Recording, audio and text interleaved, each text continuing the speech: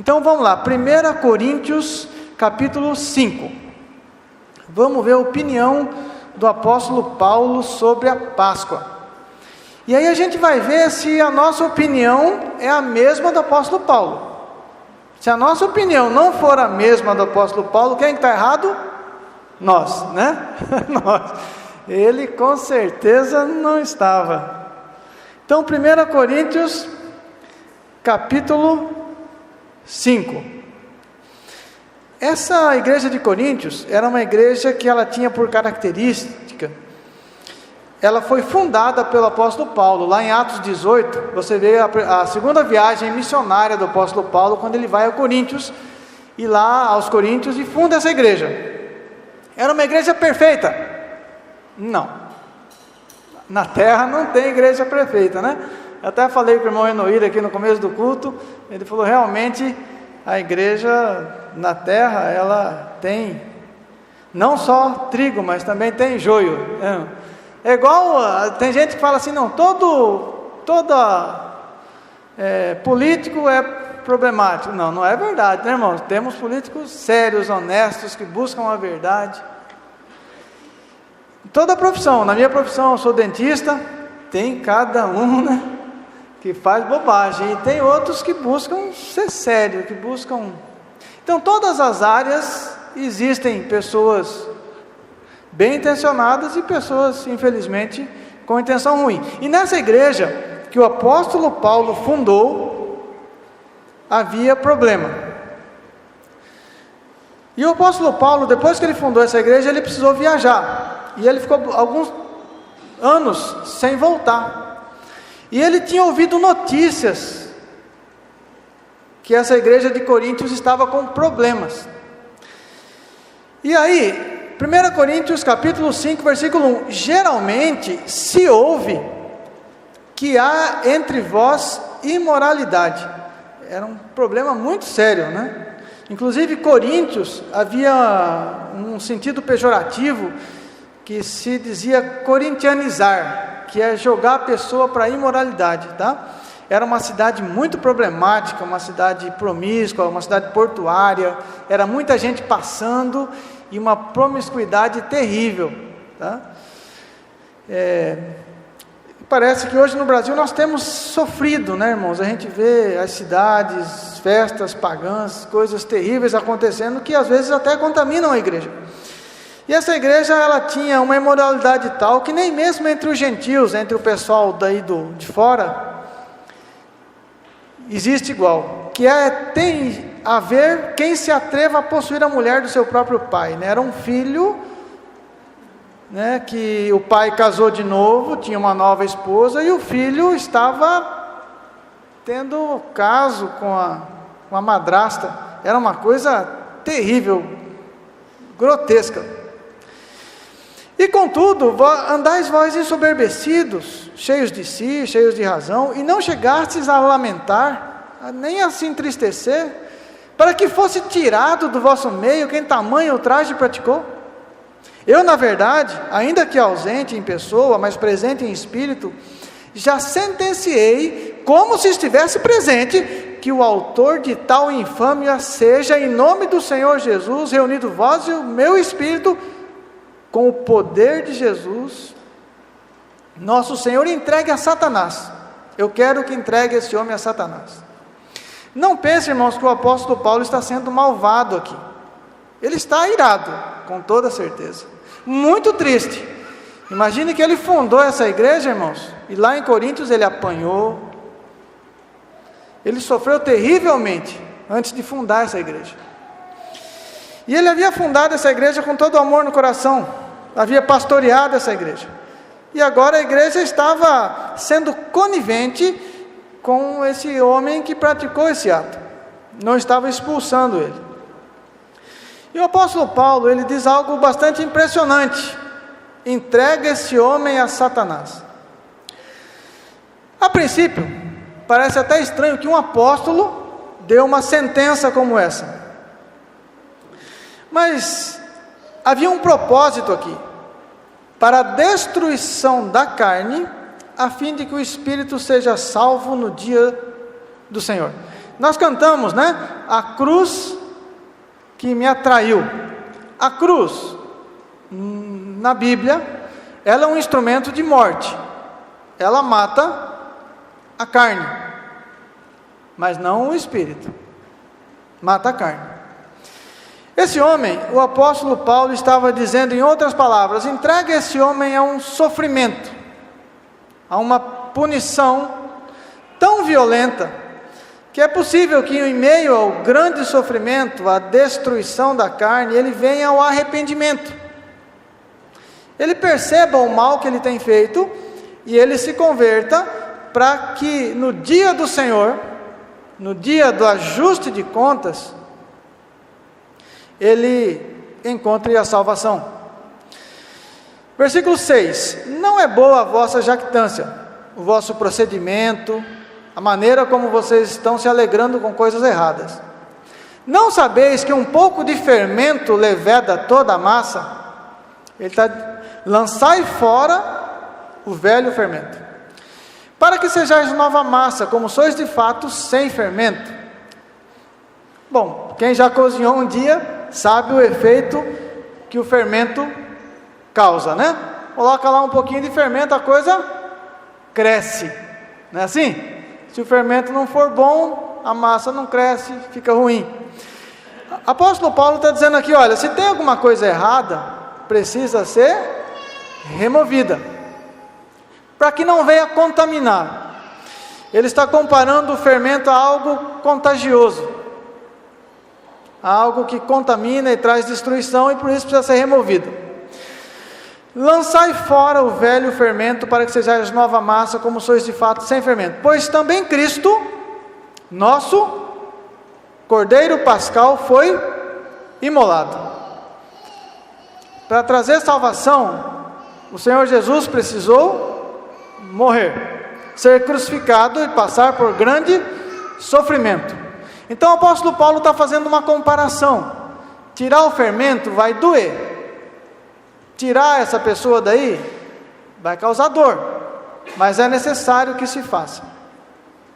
Assim como Cristo sofreu na cruz para trazer salvação. Por isso celebramos a festa, não com o fermento velho, nem com o fermento da maldade, da malícia, e sim com os asmos da sinceridade e da verdade. Cristo é o quê? É o nosso Cordeiro Pascal. Cristo é a nossa Páscoa.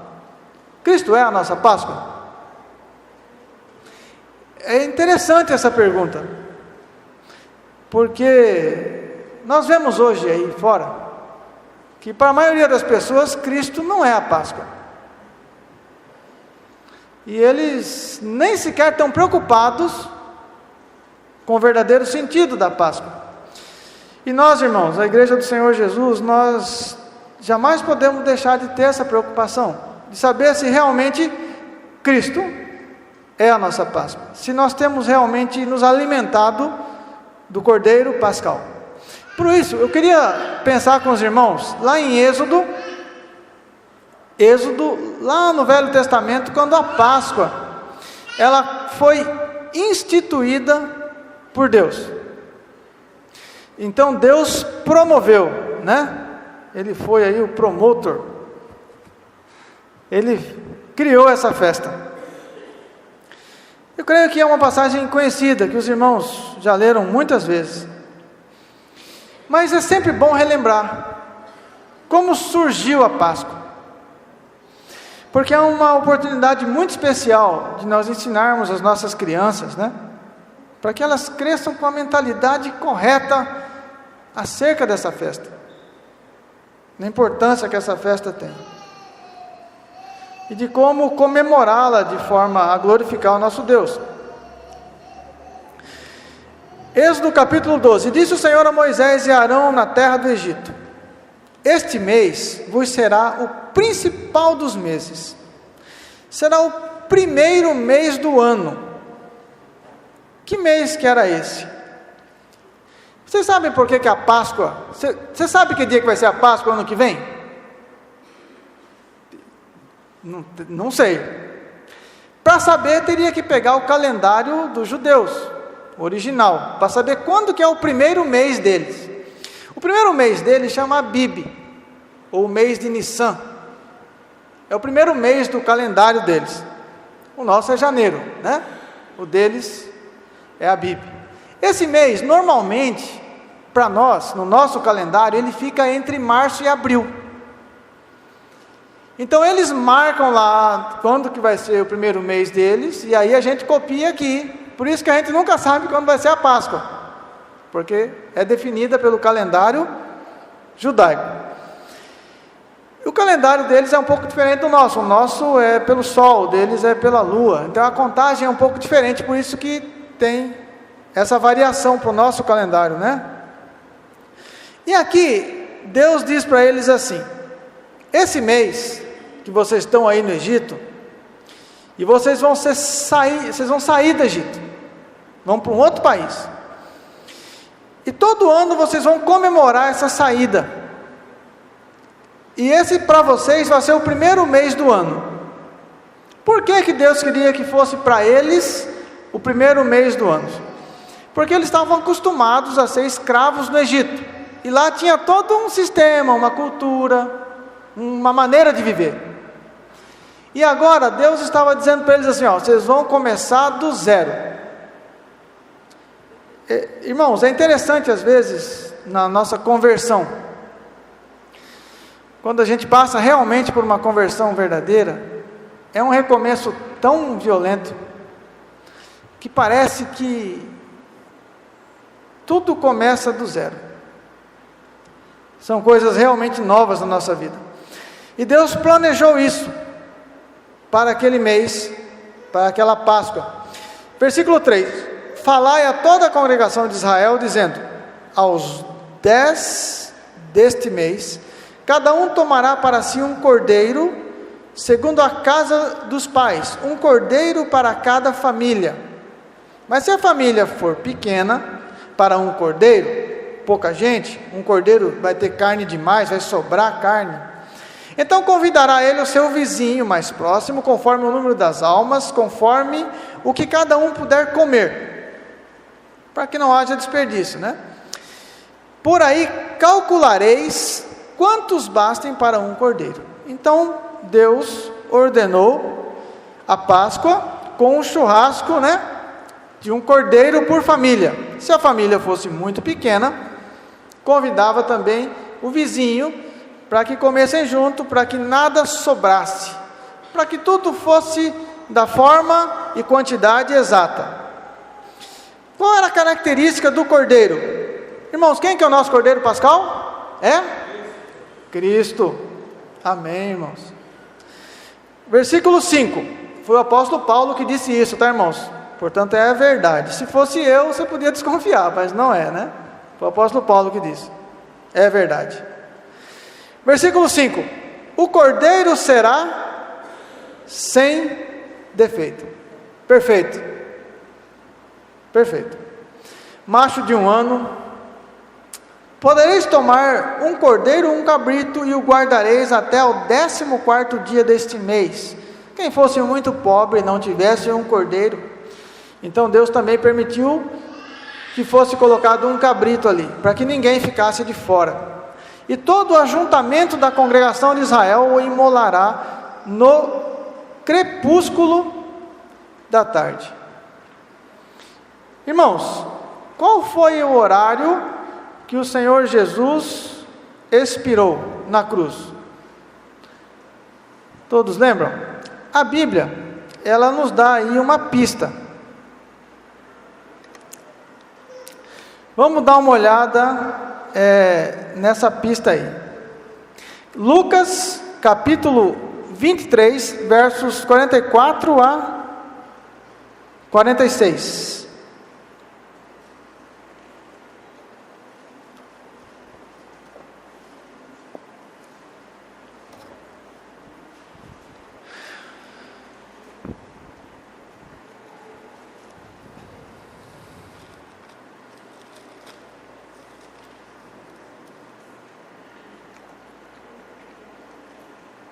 Lucas 23, 44.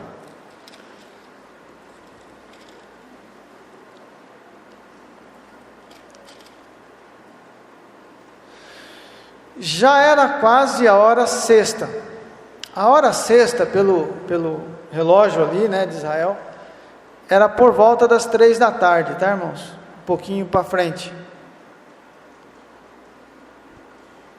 Houve trevas sobre toda a terra. Escurecendo-se o sol, houve trevas sobre toda a terra até a hora nona. A hora nona é às 6 da tarde, a hora que realmente vem, que o sol se põe, né? E rasgou-se pelo meio o véu do santuário. Então Jesus clamou em alta voz: Pai, nas tuas mãos entrego o meu espírito. E dito isto, expirou. Claro que não é coincidência, o Senhor Jesus, ele estava cumprindo exatamente a lei. O sacrifício perfeito, o Cordeiro de Deus, realizando a verdadeira Páscoa que estava prefigurado no Velho Testamento. A Páscoa no Velho Testamento, ela tinha 2 significados. O primeiro, que a maldição de Deus não cairia sobre a pessoa que tivesse a marca do sangue. E segundo, que após a Páscoa, todo o povo seria liberto do cativeiro egípcio. A gente lendo o texto, a gente vai conseguir perceber isso que eu estou falando aos irmãos. Como Deus planejou isso desde a eternidade. Eu queria ler com os irmãos 1 Pedro, capítulo 1, versículo 18 a 20. 1 Pedro 1, 18 a 20. Lá perto, né, de Apocalipse, no finalzinho aí do Novo Testamento.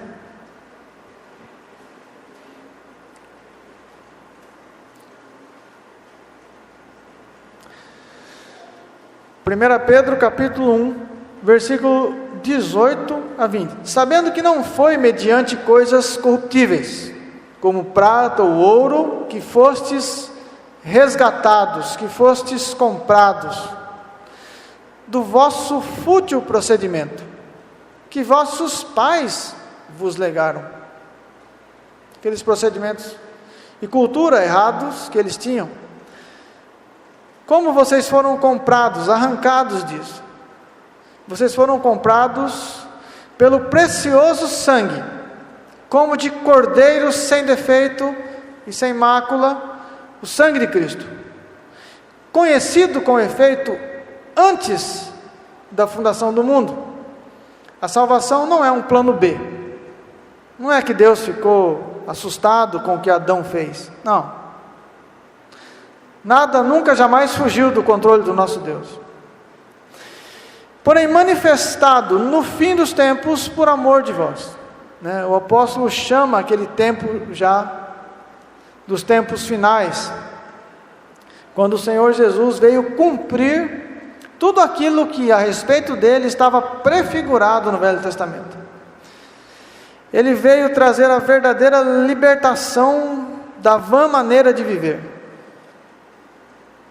Por isso nós chamamos de conversão, quando nós saímos do nosso costume pagão, do princípio de vida, muitas vezes ruim, que nós herdamos da sociedade, do meio em que vivemos, e partimos para uma nova vida, uma vida de santidade, uma vida de retidão. E isso é o que o Senhor Jesus nos lega, o legado que Ele nos dá com essa nova vida que Ele infunde em nós. Voltando então a Êxodo, capítulo 12, a maneira como a ceia, ou como a ceia não, como a Páscoa, tá, irmãos? Hoje a ceia, ela tem uma simbologia que nos remete, né, à Páscoa. Mas vamos estudar primeiro a Páscoa para depois a gente chegar na ceia. Vamos para a Páscoa então. Até tem uma confusão, né, na história da igreja, quando os protestantes queriam saber se o vinho virava mesmo o sangue de Cristo na íntegra, ou se era apenas uma representação. Mas isso é outro assunto, nós vamos chegar lá. Êxodo capítulo 12, versículo 7. Então lembra que a ordem era para que eles pegassem lá o cordeiro, sacrificassem ali no crepúsculo do dia. E então, quando eles sacrificavam o cordeiro, quando eles matavam o cordeiro, versículo 7, tomarão do sangue e o porão em ambas as ombreiras e na verga da porta, nas casas em que o comerem, na casa ali do povo de Deus, dos judeus. Naquela noite, comerão a carne, assada no fogo. É uma coisa muito impressionante que a gente acabou de cantar aqui, que Deus não nos salva pelos nossos méritos. Não sei se você já pensou sobre isso. O povo judeu sempre foi um povo teimoso, sempre teve muita tendência para a idolatria. Se você ouvir a história do povo judeu, às vezes fica até com raiva deles, eles estão sempre fazendo guerra. Mas irmãos, e eles estavam ali no Egito como escravos, e Deus, Ele vem salvar esse povo. Esse povo, eu não sei não se eles mereciam ser salvos. Na verdade eu acho que eles não mereciam, mas Deus vem salvá-los, e Deus dá uma ordem a eles: olha, vocês vão entrar na casa que vocês moram, vão matar ali o cordeiro e vão pegar o sangue desse cordeiro e colocar na porta, como um sinal. Versículo 8, naquela noite, eles iam fazer isso no final da tarde. Versículo 8, naquela noite, comerão a carne assada no fogo, com pães asmos e ervas amargas a comerão. Pão asmo, todos sabem o que é pão asmo? Pão asmo é sem fermento, né, irmãos? Então, sem o fermento que contamina, que foi isso que o apóstolo Paulo usou como exemplo lá em Coríntios, sem contaminação. Não quer dizer que fermento é contaminação, tá, irmãos? Aqui é uma simbologia. Você tem uma padaria, use fermento, senão seu pão não vai crescer, vai ficar ruim, ninguém vai comprar. Não é isso que está dizendo aqui, tá certo? Só para entender. Ele está usando isso como um exemplo de uma simbologia de algo que faz crescer, tá certo? E Deus, por que Ele usou a ideia de pães asmos aqui? Não sei se alguém já teve a curiosidade, vai fazer pão? Eu já tive essa triste experiência, ficou péssimo o pão. Mas quando você põe o fermento, você tem que ficar esperando um tempo para a massa crescer, não é assim? Mas quando você olha aqui, Deus ele vai dizer assim, que eles precisavam ter muita pressa, e eles não tinham tempo de esperar o fermento fazer efeito. Vamos continuar lendo aqui, versículo 8, naquela noite comerão a carne assada no fogo, os pães asmos e ervas amargas a comerão. Não comereis do animal nada cru, nem cozido em água, porém assado ao fogo. Fogo na Bíblia significa provação, tá? A cabeça, as pernas e a fressura. Nada deixareis dele pela manhã. O que porém ficar até amanhã, queimá-los-eis. Desta maneira comereis: lombos cingidos, sandálias nos pés, cajado na mão, comê-lo-eis à pressa. É a Páscoa do Senhor. Eles estavam sendo chamados para a liberdade de Cristo, para sair daquela vida de escravidão. E Deus estava orientando que eles tinham que sair com pressa, sem olhar para trás. Quem que olhou para trás e virou estátua de sal? A mulher de Ló. Então Deus dava a eles um sentido de pressa. Vocês não vão ficar titubeantes, não vão esperar o fermento fazer efeito. Vocês vão fazer uma massa rápida, sem fermento, e vão sair numa só direção, sem ficar com saudade do Egito, sem ficar olhando para trás, sem ficar pensando assim, será que não podia aproveitar mais um pouco? Esse aproveitar mais um pouco, irmãos, é a destruição do crente, porque a verdadeira alegria, a verdadeira Páscoa, o verdadeiro aproveitar está sempre em Cristo Jesus, nosso Senhor. Amém? Muito bem. Por que eles deveriam sair apressadamente? Versículo 12: porque naquela noite passarei pela terra do Egito. Deus ia visitar o Egito. Nós estamos muito próximos, irmãos, de receber essa visita aqui na terra. Ele está prestes a voltar.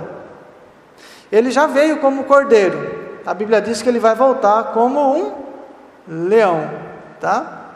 Não vai mais ser como cordeiro, vai ser como o leão da tribo de Judá. Ele vem para reinar.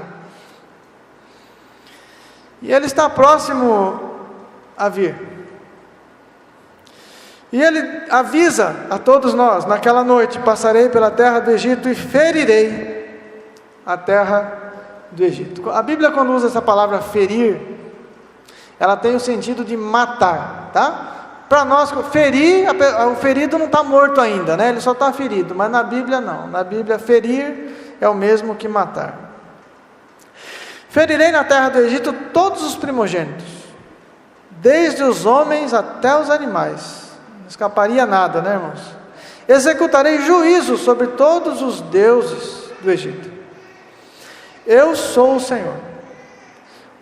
O sangue vos será por sinal nas casas em que estiverdes.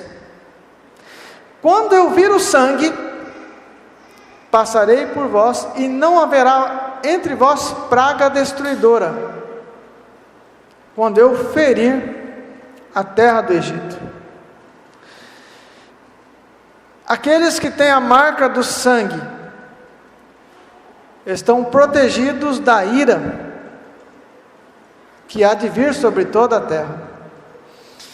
Irmãos, como nós podemos ver essa marca de sangue na nossa vida, se realmente Cristo é a nossa Páscoa e o sangue dele está sobre nós? É algo que nós podemos ver um pouco aqui em Deuteronômios. Vamos dar uma olhada lá, irmãos? Deuteronômios capítulo 16, versículo de 1 a 8. Vamos ver se a gente consegue fazer a conexão do ensino do Velho Testamento sobre Páscoa com aquilo que nós devemos praticar agora no Novo Testamento em relação à Páscoa.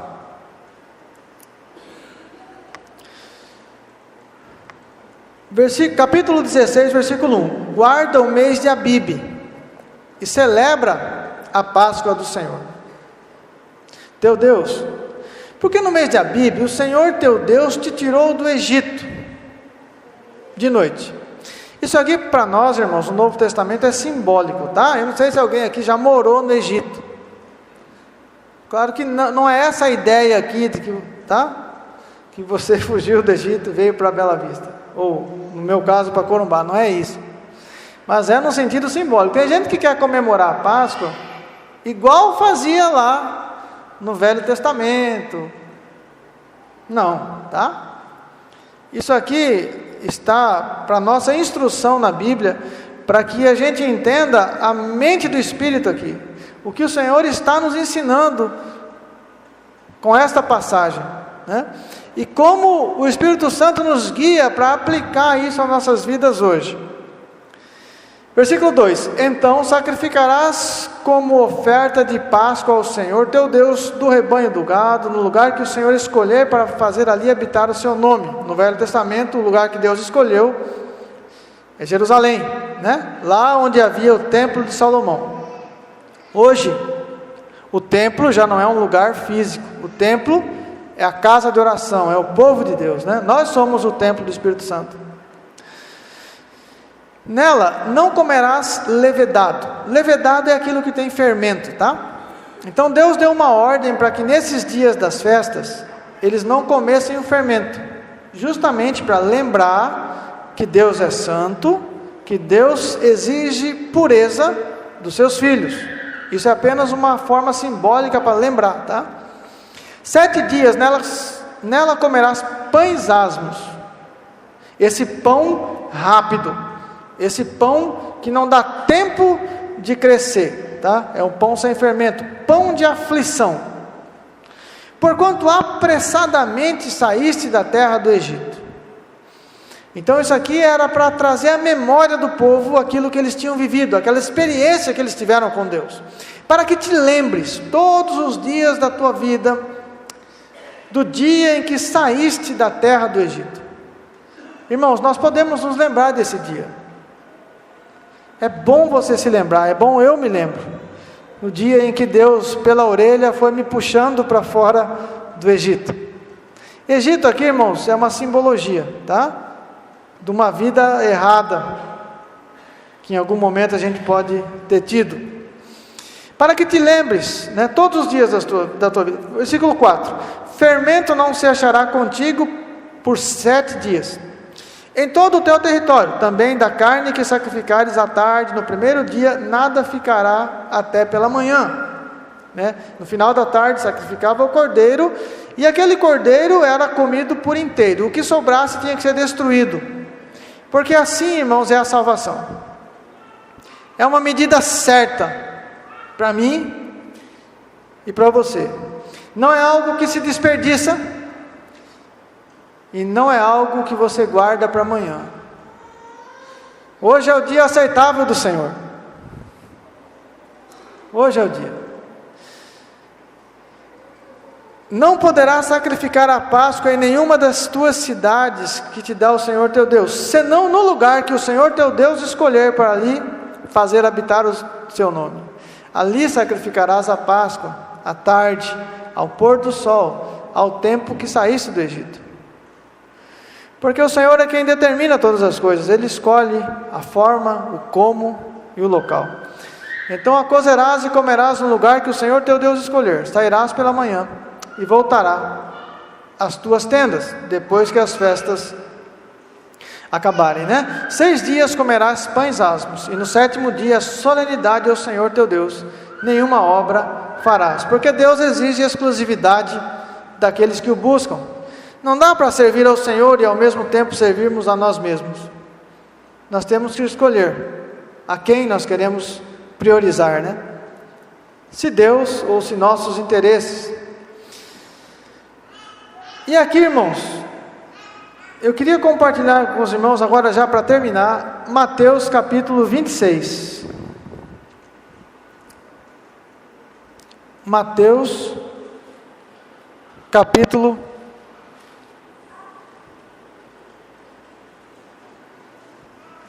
Amanhã a gente vai falar ainda um pouco mais sobre a aplicação da Páscoa para as nossas vidas. E de como a Páscoa, irmãos, ela está relacionada com o Cordeiro de Deus. Com esse Cordeiro sacrificado em nosso favor, para que a ira de Deus não caia sobre nós.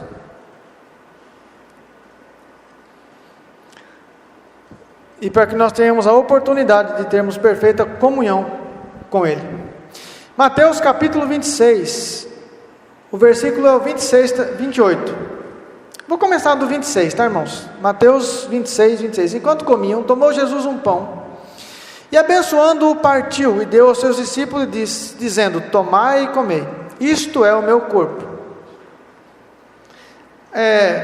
Existe uma teologia que acredita que o Senhor Jesus pegou o pão, e o pão se transformou em um pedaço de carne dele, e aí, nós particularmente batistas, nós não acreditamos nisso. Quando o Senhor Jesus pegou aquele pão e disse: isto é o meu corpo, o pão não virou, ele continuou sendo pão. Ele não era hóstia, não era era pão. Mas o Senhor Jesus, Ele está trazendo um ensino. Ele está trazendo algo à memória através de um gesto, né? de um símbolo. deu aos seus discípulos, dizendo: tomai e comei, isto é o meu corpo.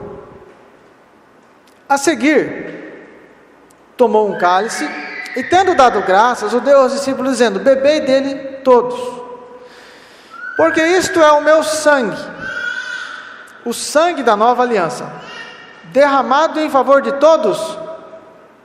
Infelizmente não, irmãos. Gostaria até que fosse, mas não é todos que aparece aqui, é muitos. Eu não sei se você está incluso aqui, só você e Deus sabe, e eu espero que esteja incluso nesse muitos aqui. Infelizmente, talvez pessoas muito próximas a nós estejam nesse momento rejeitando estar aqui, nesse meio, mas nós temos que orar fervorosamente para que nenhum fique de fora. Derramado em favor de muitos para a remissão de pecados, porque não pode haver comunhão com Deus em pecado. Remissão quer dizer pagamento, quer dizer libertação, quer dizer que a pessoa realmente deixou a vida errada para trás, foi liberto da escravidão.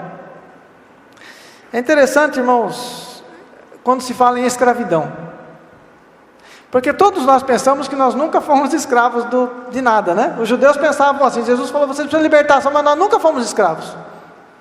Talvez você um dia já pensou assim, eu já pensei assim. Eu pensava que eu não era escravo do pecado. Tinha coisas que eu gostava de fazer, e eu falava: não, o dia que eu quiser parar, eu paro. Você já pensou assim? Eu pensei assim até o dia que eu falei: vou parar. Aí no outro dia fiz de novo. Falei: não, mas amanhã eu paro. Aí no outro dia, estava lá eu de novo. E principalmente, irmãos, quando se trata de maus pensamentos e maus sentimentos. Tem sentimento que a gente tem que falar: não, amanhã, é igual aquela dieta que começa segunda-feira, não tem? Nunca chega essa segunda-feira. Por quê? Porque o pecado, irmãos, ele escraviza. Comer não é pecado não, tá, irmãos? Gula é pecado, comer não. Ele nos escraviza. E a gente nem sabe que é escravo. Às vezes eu falo para algumas clientes meus: você é escravo. Não, eu tenho, o que eu quiser, livre-arbítrio, eu decido. Eu pensei assim já há algum tempo, mas eu descobri que não. O pecado, ele é escravizador. E a gente não consegue mudar os nossos desejos, os nossos pensamentos não mudam sozinhos. Eu já tive pessoas que falaram: por que você não perdoa o fulano? Eu não consigo, irmão. Eu já perdoei 200 vezes, mas quando eu vejo, volta aquele sentimento de novo, porque é escravizador. E eu já tive situações que eu não tive dó de pessoas assim, sabe? Não. Depois falei: coitado, é que ela não consegue. Se salvação fosse algo simples e fácil, nem precisava o Senhor Jesus morrer na cruz, não. Mas é porque o pecado, ele é escravizador mesmo. Ele nos amarra, e a gente não sai dele, a não ser que o Salvador nos marque com o seu sangue. Talvez você pense que vir aqui à igreja, tomar ceia, beber desse cálice, comer desse pão, seja uma coisa que você pode desprezar. Tem ceia na igreja hoje? Vou não, tem outras coisas para fazer. Nunca pense assim, porque é um preço alto, e ninguém consegue se salvar, porque se o Salvador não marcar você com o sangue dele, a ira do Senhor estará sobre você e sobre mim. Por isso, irmãos, é necessário pensar sobre isso, e exaltar, glorificar e bendizer o Senhor, porque foi da vontade dele, desde a eternidade, derramar esse sangue em favor de muitos. E quiçá nosso Deus, nós sejamos beneficiários desse presente tão maravilhoso.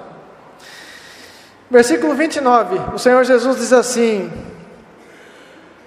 versículo 29, Mateus 26, e digo-vos que desta hora em diante, não beberei deste fruto da vide. O vinho, ou o suco de uva, continua sendo vinho, certo? Não virou sangue. Jesus podia ter transformado aquele vinho em sangue? Podia. Mas a ideia não era essa. Não é fazer algo literal. É fazer um memorial. A Igreja Batista tem por tradição em memória na ceia.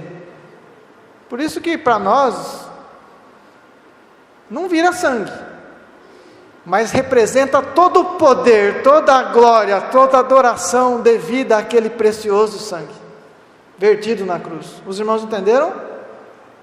Amém. E aqui o Senhor Jesus diz: eu não beberei deste fruto da videira. Era um vinho que eles estavam bebendo ali, até aquele dia. E eu tenho certeza que ele está esperando esse dia, em que hei de beber novo convosco, com vocês, irmãos, comigo, no reino do meu Pai. E tendo cantado um hino, saíram para o Monte das Oliveiras. Estaremos lá, irmãos, em nome do Senhor Jesus. Amém? Passo a palavra ao nosso dirigente, ao nosso pastor.